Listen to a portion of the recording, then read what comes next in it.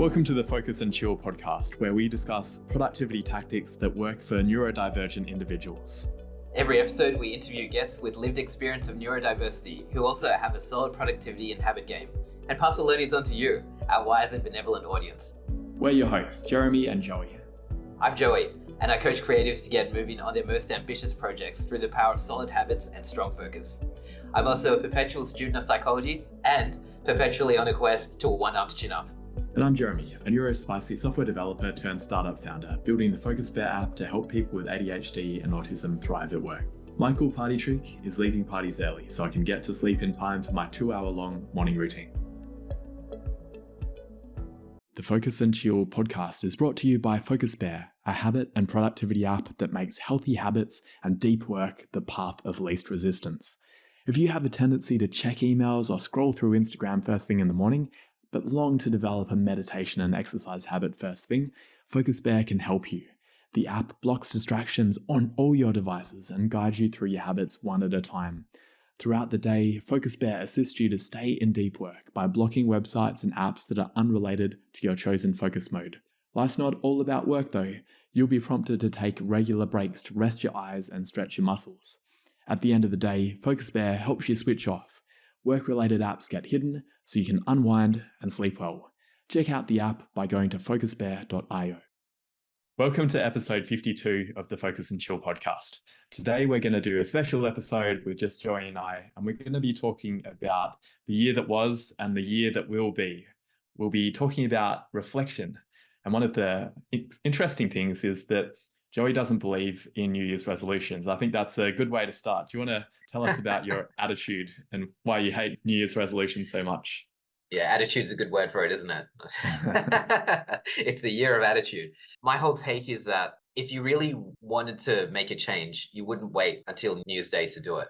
And so I feel like by waiting for what feels like to me an arbitrary point on your calendar to start making a change that is apparently really important to your life, it's just not congruent. I think probably about 10 years ago, I threw out the idea of setting New Year's resolutions for myself. I'm not saying that they're completely trash, but I don't think they work for me. And I actually wonder, it's an open question, if you're one of those people that set New Year's resolutions and you find that you're lagging on them come February, March, it might be a chance to re-examine the way you set annual goals. And who says they have to be annual? A lot of my strongest goals tend to be quarterly rather than annual. That might be something you might want to try as well. Yeah, I think that's a really good point because I have no philosophical objection to New Year's resolutions.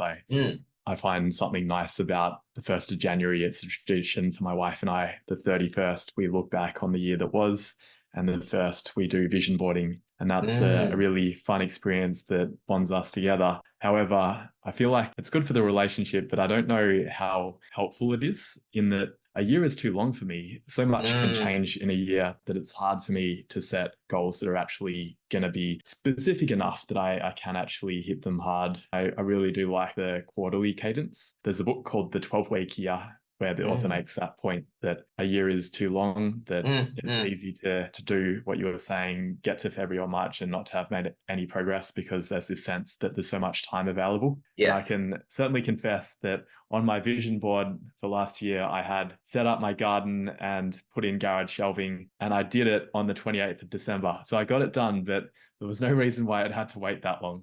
Or there was kind of a reason because I hadn't moved into the house until about June, but I could have done it in maybe July. You highlighted what I think a pretty important point though, Jeremy, in that you're setting the goals with your wife. So you got you and your wife are essentially forming an accountability group or like a goals group. Me, I'm a bit of a lone wolf. I tend to just set my goals by myself, and it might be a little bit of a narcissistic thing in that the goals, I set them around my birthday. So it's not like I got to collaborate with anyone necessarily. So that's a good point. That's a good pro for New Year's resolutions in that if you are setting goals with someone, for example, if you've got a business partnership as well, it might be a common point at which you can sync with them. If Jez, your birthday's in April, right? Yeah, that's right. So if you and I were in a business partnership, my birthday's in November, yours is in April. We're trying to set business goals according to our birthday. It just doesn't work really. If you have that common date, then it can work. The other thing is, why does it have to be January 1st? It could be the date that we started the business together, or it could be the date that we started this podcast together, or something like that, right? So I like the idea of intentionality. And I think when it comes to New Year's resolutions, I feel like there's a little bit of a lack of intentionality in terms of waiting for the 1st of January when everyone else is doing the same thing. But that's just me. And that probably sounded horribly judgy as well. No, I think some of the judgment is deserved because I think there's research studies showing that most people don't stick to them. And I think that there can be some reasons around that, that maybe people are hungover on January 1st and they're not really capable of setting very clear and specific goals. I believe that's one of the problems there, that there's often resolutions such as I want to lose weight, but without Yes. making it specific and not having the scaffolding associated with it in terms of leading versus lagging goals. What are the activities needed to get there? Or the why, or a strong enough why for it, like zooming out and actually thinking about the context. Why do you want to lose weight? Often it's because of health reasons or wanting to get more energy, when really maybe a more ecologically sustainable. I think those are the right words, but for some reason I was thinking environment when I was saying it. But like from a like your broader ecosystem perspective, maybe you need to exercise more to get that energy without trying to conform to some arbitrary standard of like how heavy or how light you should be. Yeah, fit at any size. Yeah, exactly. Fit at any size. I like that. That's the first time I've heard that.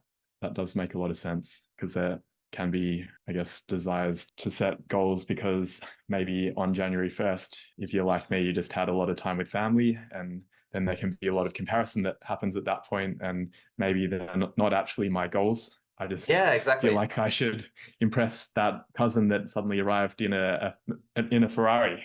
Can I shoot cousin? Yeah, and that's where that whole desire, that whole thing of mimetic desire comes in, right? Like you're wanting to want what other people have, rather than playing to your own scorecard. And so that's something that's I think probably a con for New Year's resolutions, in that you probably have so many people saying new year, new me. I'm going to go to this fitness boot camp, or I'm going to join this diet cohort, and maybe they don't actually really want to lose the weight. Like maybe they're just doing it because everyone else is doing it, and they get swept up in this whole hysteria. That sounds like a bit of a dramatic word, doesn't it? Like zeitgeist? I don't know. That's probably even more dramatic. I don't know. New Year's hysteria. I love it. New Year's hysteria. I love it. It can seem like that. Apparently, I don't go to gyms, but apparently that's often what it's like in January, that it's really full. Yeah, exactly. I did go to actually a Pilates gym. My wife decided to enroll in Pilates, and we did our first session on January 1st.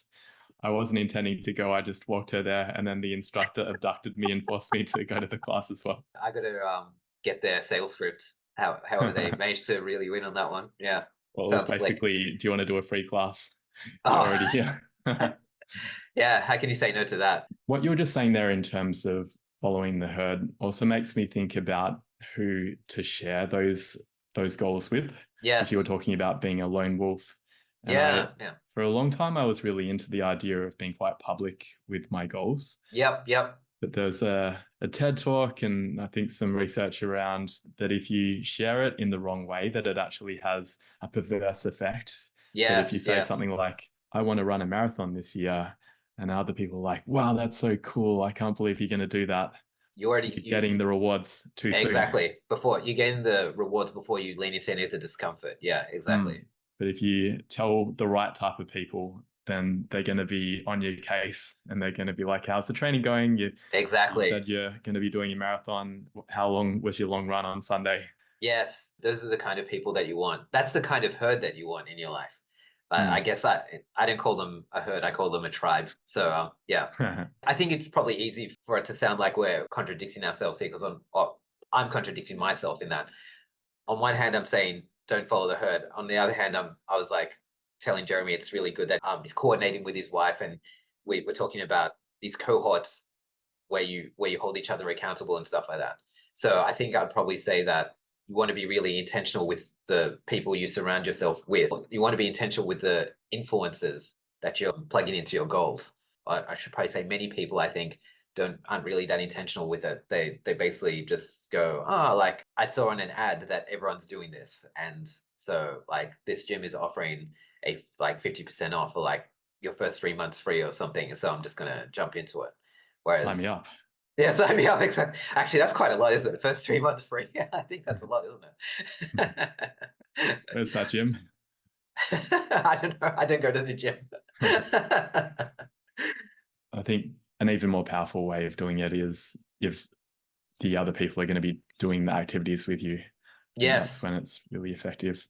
I found, I guess, maybe moving into the reflection part of our last year, one of the things that worked really well for me looking back on it was training with a running club rather than training on my own. And also Yes.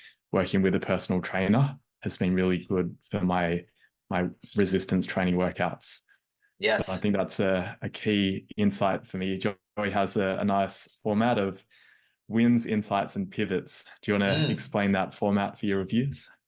So I've got a few different time frames. I'll try not to go into too much detail because this is a very deep area. It's something I've been working on since 2008. I've been refining it. So I generally review weekly, monthly, quarterly, and annually. And so, with the exception of weekly reviews, there is basically what's meant to be a high level summary of the reviews, which I call the story of that period. So, the story of the month, the story of the quarter, the story of the annual, or story of the year. And it's made up of three characteristics, which is the wins, the insights, and the like pivot points. So wins, what are the things that I can give myself a pat on the back for over that time period, over the month, for example? Insights, what are the things that I've learned? What are the things that I've taken away? And then pivots, sometimes based off the insights and the wins, or it might be based off things that I was trying to achieve I didn't quite get to. So what am I going to do differently in the next time frame? So if I'm reviewing the month, what am I going to do differently for the next month? And if I'm reviewing the year, what am I going to do differently in the next year? I like that. I like including the wins. I often forget to do that, and then it Very can be easy a to do. bit depressing. Yes, so much. Are you able to give us the skinny on what your wins, insights, and pivots were for the last year? Yeah, sure. I might just give you my top three from each. Each of them probably, I'm just looking at them, each of them probably about seven, I think. I'll just do maybe the top three. So when I released my book last year, I was really happy about Dilemmas to Decisions, a short guide on decision making for anyone that doesn't know. I increased my workout. So I was doing 4 workouts a week, but I increased them to 5 workouts a week.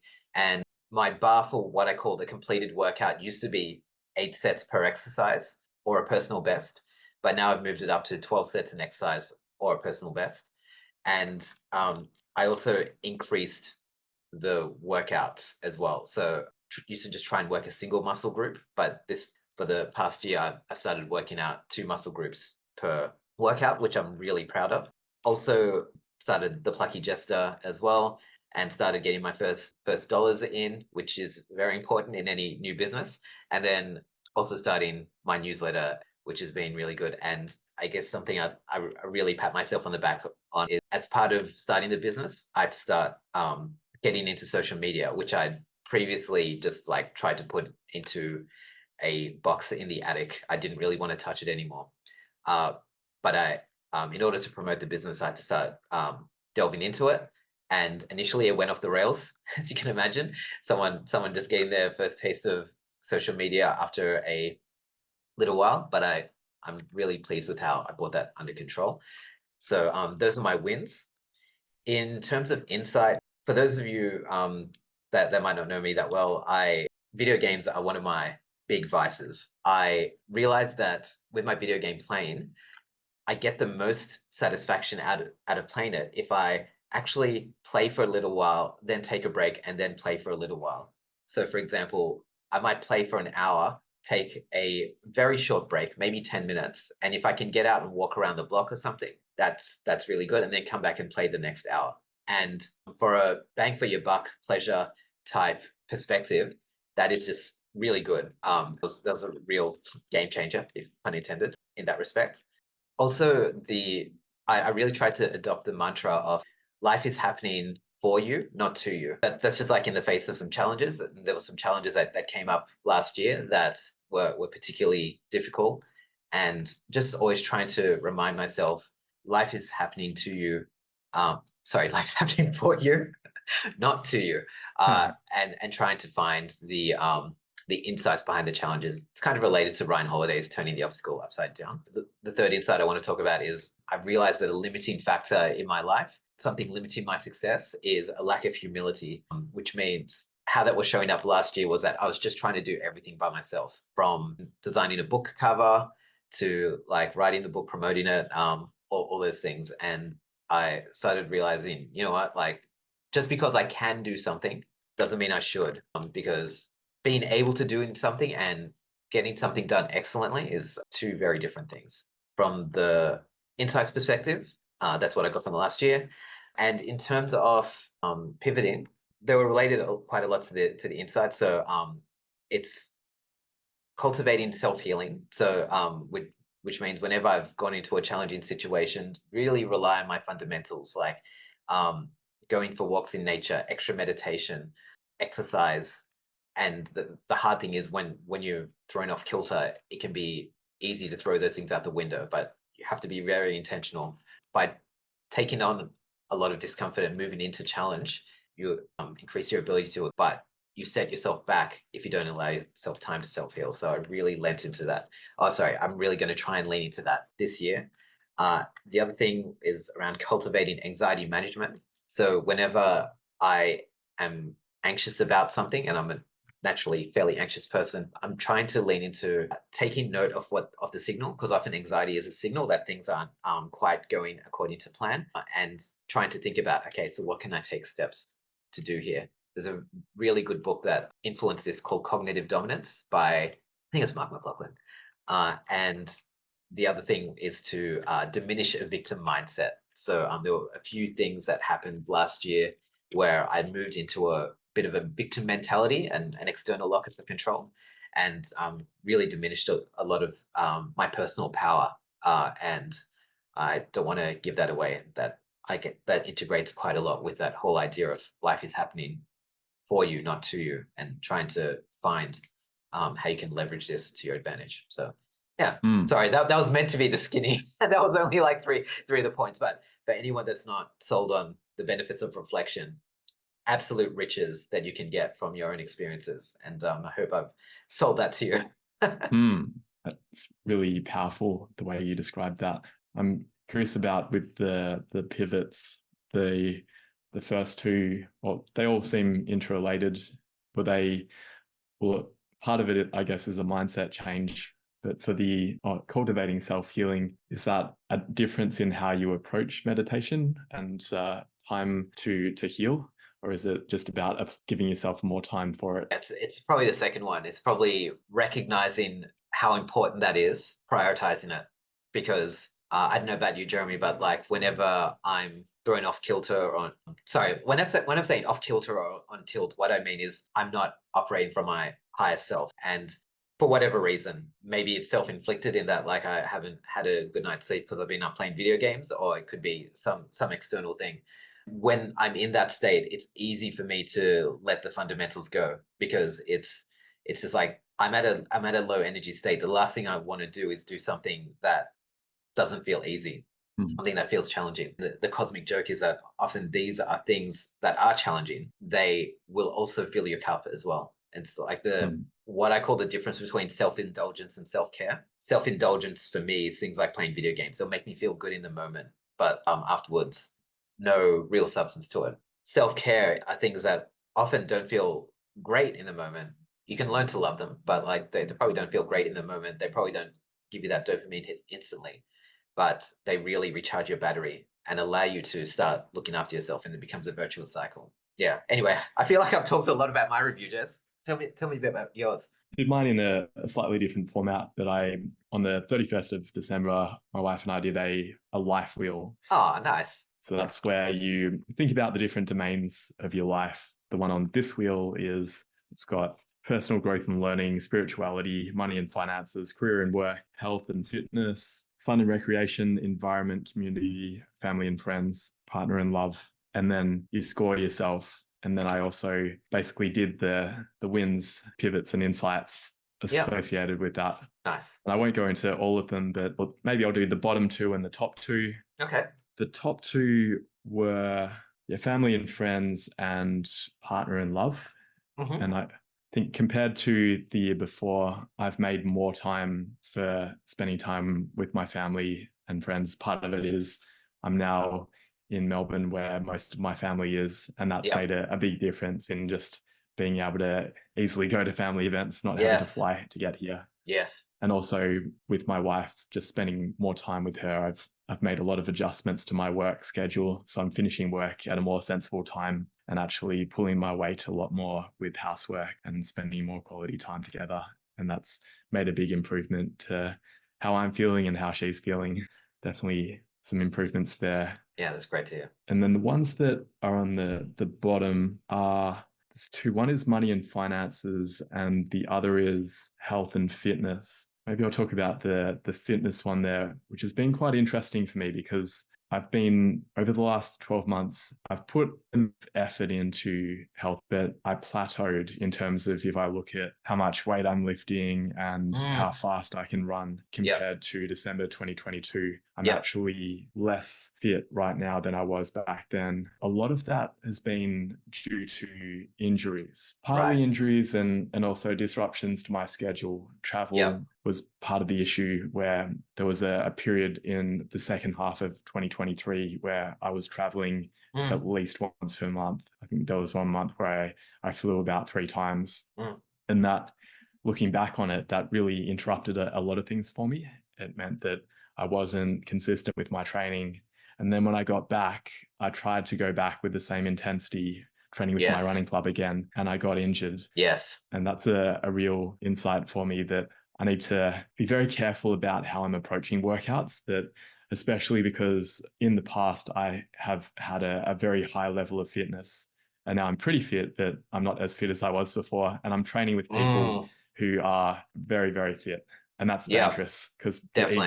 ego kicks in and I want to keep up with the 16-year-old boys who are half my age. Yes. Try and keep up with them on the sprints. And that's how I did my last injury. Yeah. So it's Yeah. a learning for me. And I didn't injure myself with resistance training, but just the lack of consistency has meant that I haven't progressed as much as I would have liked to. So it's something that I'm really mindful of now and adjusting also similar to you with it sounded like you adjusted the frequency and the intensity of your workouts. I'm doing Yep. that now where in the past I was doing one workout per week with my personal trainer for an hour. Yep. And I don't think that was good for me. I think an hour was too long and the actual quality of the workouts wasn't actually there because I'd often be a bit slow starting. I was dreading, especially the second half of the workout.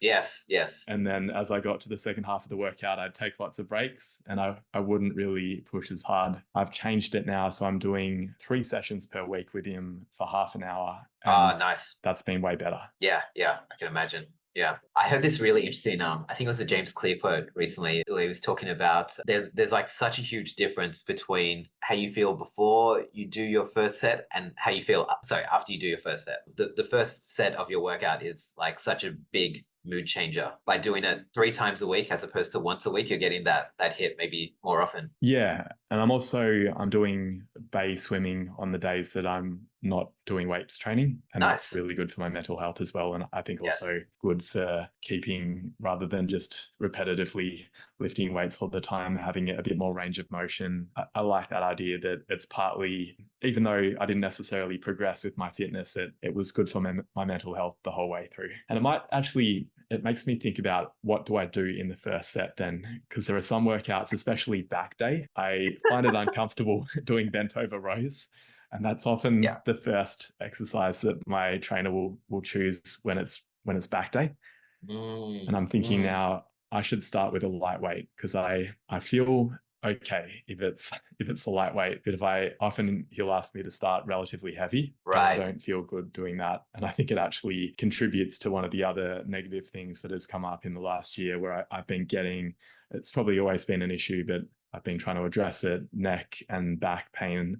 And I think part of that may be bad form during workouts potentially because I've been lifting too heavy. So I'm adjusting that. And that's why looks like I'm wearing a backpack. I've got my back brace on to encourage me to sit up tall. If you kind of squint, it looks like you're actually wearing your chair.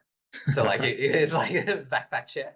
I think what you're saying makes sense. There's like two schools of thought here, right? One is what you're talking about, which is you try and ease yourself into something that you're that is uncomfortable. I don't know what your relationship with your workout is, but I tend to find my workouts to be uncomfortable. Try to find excuses to not do them and stuff like that. So you can either try and ease yourself into it so that you're like essentially boiling the frog, which is that metaphor of like you put a frog into a pot of boiling water and it jumps out. But if you put it into warm water and slowly turn up the heat, it will stay in there until it gets boiled.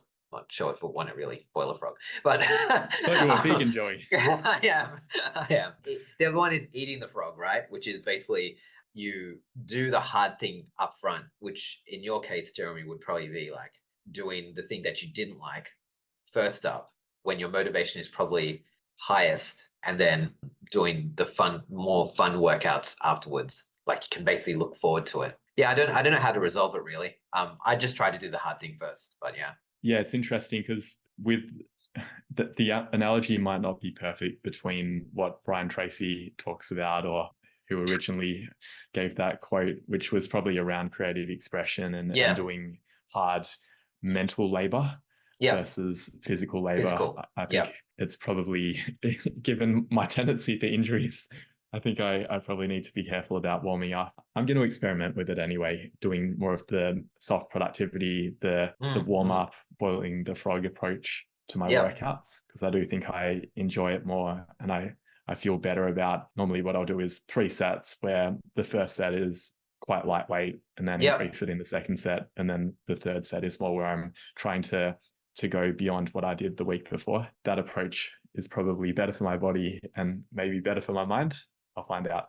Probably also, like you said, you mentioned body. I was thinking specifically about your heart as well, right? Because if you do something that's lighter weight, maybe higher reps, it can maybe get your heart rate up before you actually launch into doing something heavy, rather than going from a cold start to doing something heavy. It might not be great for your circulatory system.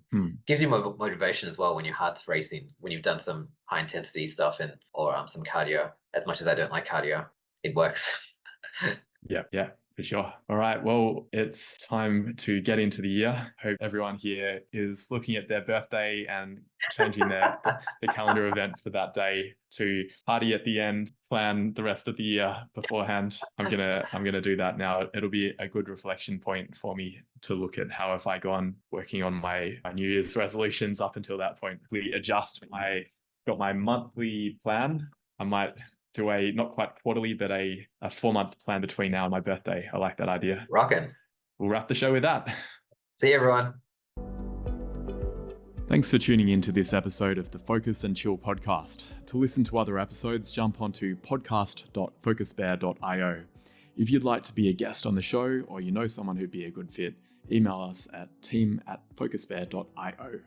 Otherwise, stay focused, stay chilled, and peace out.